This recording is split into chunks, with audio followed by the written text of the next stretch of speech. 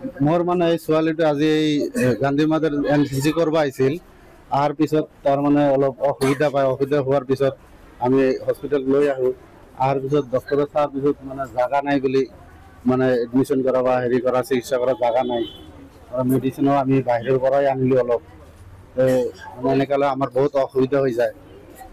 এইটো ব্যৱস্থাটো অলপ সোনকালে ভালকৈ মানে চিটৰ কাৰণে ব্যৱস্থা কৰি দিব লাগে। বাহিৰত ৰাখিছে বা ইয়াতে আছে, মানে চিটত গৈ ৰাখিছে, বাৰাণ্ডাত থৈছে, এই চেলাইন দি ৰাখিছে। যিখিনি আমি সুবিধা পাব লগা আছিল সেই সুবিধাখিনি এতিয়ালৈকে আমি পোৱা নাই।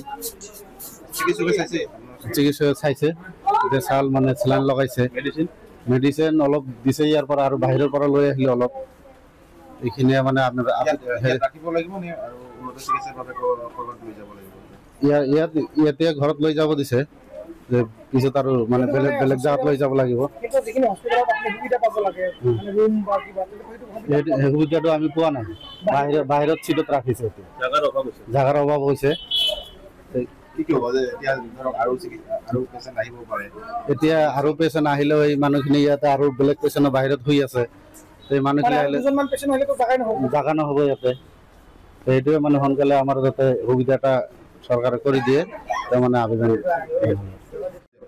আজি আমাৰ মানে বহুতো অসুবিধা হৈছে, মানে বেমাৰী আমি থ'বলৈ মানে বিচনা নোপোৱা হৈছোঁ, বাহিৰতো থ'ব লগা হৈছে।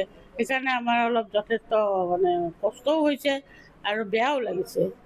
গতিকে অলপ সেইখিনি সুবিধা যাতে আমি পাওঁ, যিকোনো বেমাৰী আহিলে ইমাৰ্জেঞ্চি আমি যাতে ভালকৈ থ'ব পাৰোঁ, ভালকৈ যত্ন ল'ব পাৰোঁ, আৰু আমিও যাতে ভালকৈ কাম কৰিব পাৰোঁ, সেইখিনি সুবিধাকে বিচাৰোঁ। আৰু কিমানখন বেডৰ সুবিধা আছে?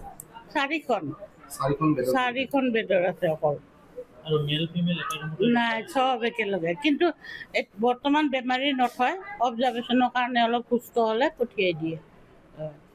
আৰু বেছি হ'লে মানে বঙাইগাঁও অসামৰিক চিকিৎসালয়লৈ পঠাই দিয়ে। আমি দেখিছোঁ বাৰাণ্ডাত চিকিৎসা কৰিবলগীয়া আছে। হয়, উপায় নাই যে, বিচনা নাই। সেই আগৰ CHC-খন চিভিলখন ভাঙিছে, নতুনকৈ বনাব বুলি, সেইকাৰণে আমাক ইয়াত দিছে। ইয়াততো সেইখিনি সুবিধা নাই। এইটো ষ্টেট ডিছপেঞ্চেৰী হয়।